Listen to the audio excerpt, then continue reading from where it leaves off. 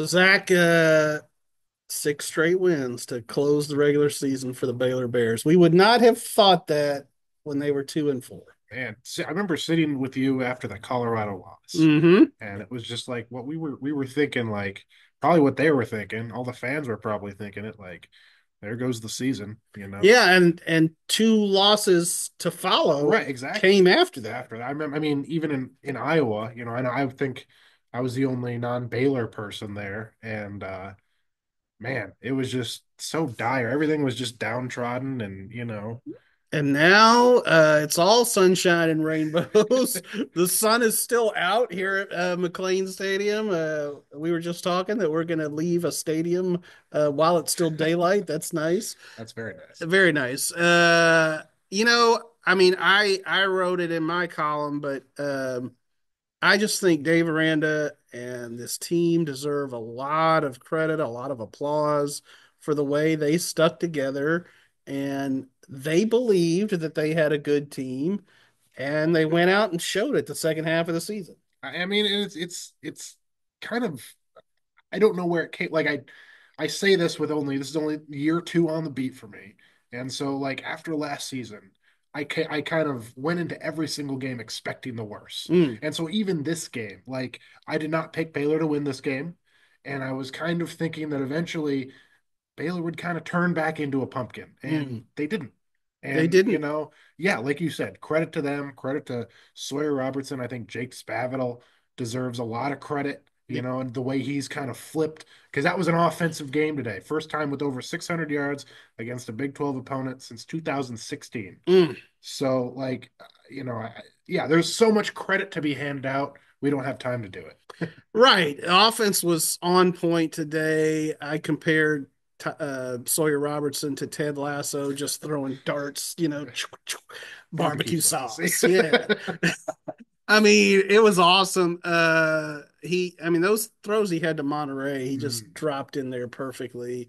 200-yard receivers, 200-yard rushers. I mean, Bryson almost had 200 yeah, yards. yeah. And then, Sawyer was just money all day. He started out 10 for 10 before he had an incompletion. And he started the second half 6 for 6, I think. So Mm. Yeah, they're really rolling. And then I mean we got to talk a little bit about the defense too. mhm. It did have some moments where it bent today, but then you get a big fumble Right, recovery. You get right. two picks from Devin Bobby, including just a beauty in the end zone. I mean, they've kind of become a little bit of a ball hockey unit. Right. And I mean, I think that, like, yes, it looks ugly when you look at the amount of yards that Kansas had, but, you know, they got the stops when they needed to. And so you can go back and forth all you want, but if they don't get in the end zone, you're doing your job, certainly. Well, and here's what I'll say to Baylor fans who, it was not a huge crowd today post Thanksgiving. I think maybe a lot of people were still out of town. Maybe people were spending time with family. I'm giving them a lot of excuses right now. But here's what I'll say to Baylor fans, maybe some of who have not necessarily fully embraced the team even since the Art Briles days. Today's game was an Art Briles kind of game Mm. because they put up all of that offense, and then what the old Phil Bennett defenses were known Yeah, for were getting turnovers and getting it back to the there you offense. go. And I mean, that was the MO today. It'll be fun to see where they land in the bowl game. Obviously, it does not look like Arizona State is winning 35-7 over Arizona.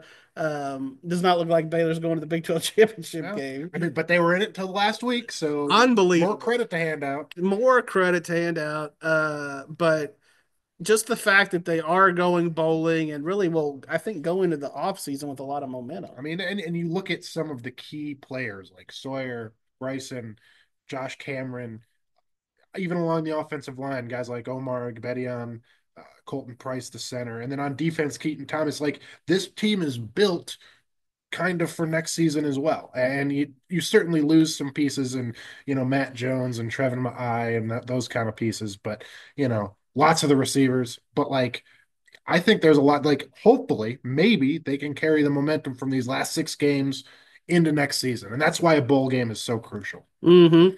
Yeah, and here's what the lesson I will take out of this season is that I will be probably less quick to bury them, Okay. just because I think Aranda has just a very calming influence. Um, Again, I kind of wrote about it, but I went back to the BYU game and wrote about what I wrote about then, which was this season is going nowhere. Mac Rhodes, you can start looking for coaches, da da da da da, and but I did have a quote in there from Miranda where he talked about we know we're a good team and we just have to start playing better. And it was at the time, it was a little like, what?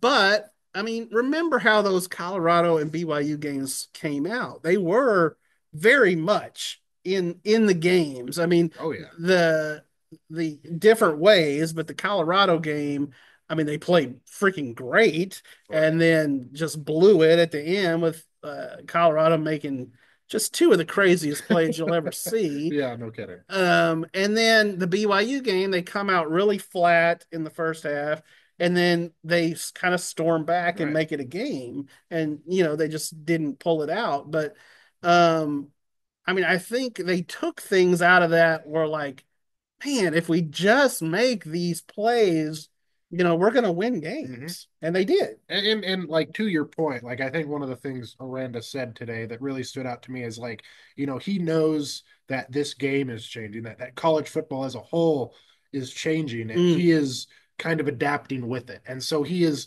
learning on the job a little bit. And one thing I give Dave Aranda a lot of credit for is kind of his honesty and what he is not good at, what he's good at. And to your point, he is a calming presence, but I think this year you've seen kind of an increase in intensity, maybe certainly F bombs, but right. so I like Mulkey fans should be able to get on board with this. yeah, you're exactly right. Like Dave Aranda is you're right. You were don't bury him so quickly. Yeah. Both of us are hoping for different bowl games. Tell the fans what you're hoping Oh, for. I want the Pop Tarts Bowl. I mean, Yes. don't you want to know what Dave Aranda's favorite Pop Tart is? Because I I think you certainly could ask him that whether they go to the Pop Tarts Bowl or not. But yeah, I get it. Orlando would be a fun place to go. Pop Tarts, that whole bit, that's fun. I'm more of a toaster strudel guy. mm, My separate. son Cooper loves Pop Tarts, but Brent Ingram, who's Baylor's SID, wants to go to the Pop Tarts Bowl because he's like, if we're going to be working on Christmas, at least I can, take my kids to Disney World. Uh, Meanwhile, I would say Alamo Bowl would be cool, just because it's easy from a travel standpoint. I haven't been there in a while. 2011 was the last time. Baylor is still scoring in that game. I've used that joke a lot, but 67-56 was that game. Still the highest scoring regulation bowl game in history, over Washington. It was crazy. Yeah, that one was nuts. But that would be a fun one to go to. Just, like I said, ease of travel, and they haven't been there in a while. And it's actually the highest um, one on the totem pole. Right. Yeah. So we'll see. I mean, it's and like we were getting a whole explanation about how they pick it, and it's not like the SEC, like where the first place goes here, second place And goes the here. So interesting thing, again, we can maybe we'll probably do some more podcasts before the bowl game, but to me, the interesting thing that we could see if they do go to the Alamo Bowl is a potential all Big 12 all Big matchup, 12, yeah. because the old Pac 12 legacy schools, as they call them, the four corner schools that joined the Big 12, are still tied into some Pac 12 assignments, for the next couple years. So it could be like Baylor, Arizona State, or Baylor, Colorado. I would love to see really either one of those. Right. I mean, Right. Baylor, Colorado too would be fun. Electric Boogaloo. Love it. Love it. Dude. What if it came down to another Hail Mary? we're getting way ahead of We ourselves. are, we are. They beat Kansas today. They looked really good, you know. That's right. They're 8-4.